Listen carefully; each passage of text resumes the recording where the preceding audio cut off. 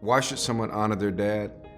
Uh, I think that's a simple matter of God is our Father, and we're called to honor Him. And I think when we can honor our dad, we're honoring God. Our fathers gave birth to us, and it doesn't matter what your relationship is with your dad. In my case, I didn't meet my dad until I was almost 25 years old, but I knew immediately from God's Word that my response to him was to honor him, in large part because God's blessing in my life depended on it.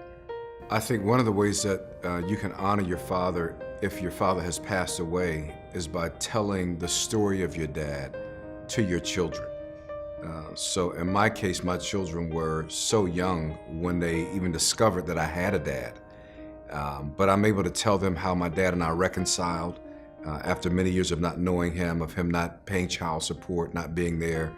But I took my kids to my dad's funeral because I wanted them to see that even though we didn't have a strong relationship, that I still honored him as my dad. So I would say telling them the story and speaking well of him any chance I can.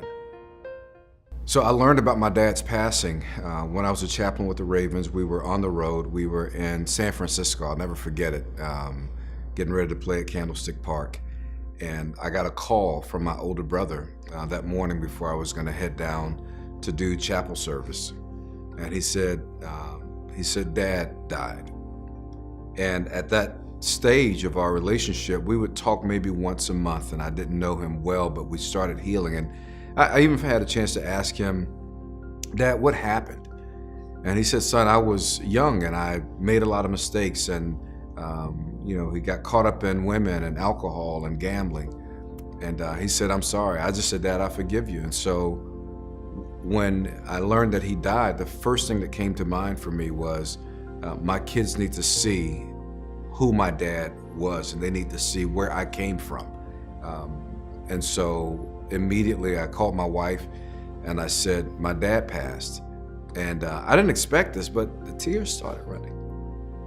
I didn't even have a strong relationship with him, but I knew something had gone. And I said, I want to make sure we take the kids because I want them to see the connection between him to me to them generationally. And so we both agreed, let's take them.